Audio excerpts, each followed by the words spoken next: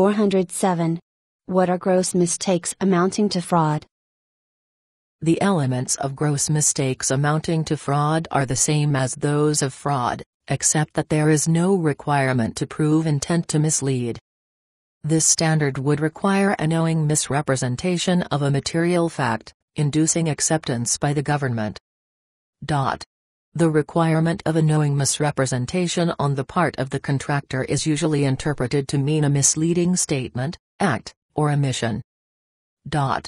In Catalytic Engineering and Manufacturing Corporation, ASBCA 15257, 72 1 BCA 9342, 1972, the contractor was to supply dehydrator cartridges with end pieces made of polyvinyl chloride.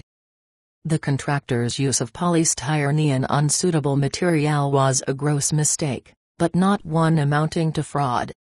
The contractor's failure to tell the government of the change, however, was a gross mistake amounting to fraud.